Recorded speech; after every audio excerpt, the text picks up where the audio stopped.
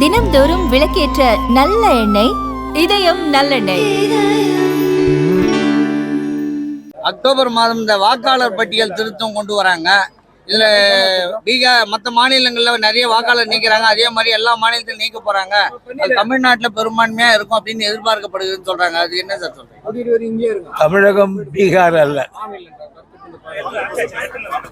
தமிழகத்தில் அவ்வளவு விழிப்புணர்ச்சி பெற்ற ஒரு நாடு ஆகியனால் அங்கே இருக்கக்கூடிய ஆட்சி இங்கே அல்ல, இது தளபதியினுடைய ஆட்சி.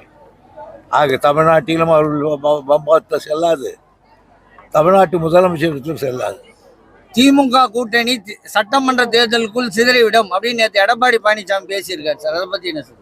ஏதோ ஒரு போக்கில் பேசினார், பாவம் ஏதாவது பேசணும்னு தான் போட்டு போட்டேன் சார். அதிமுக மூணா உடையவில்லை, அது ஒன்னாதான் இருக்கு. 2026 தேர்தலில் நாங்க யாருன்னு காட்டுவோம், மக்கள் பாடம் புகட்டுவார்கள் திமுகவிற்கு அப்படின்னு எடப்பாடி பழனிசாமி நேற்று பேசியிருக்காரு. அவர் ஆட்சி எங்களை அவர் எதிர்கட்சியில் உட்காந்து எங்க பக்கமா பேசுவார், அவர் பக்கம் தான் பேசுவார்.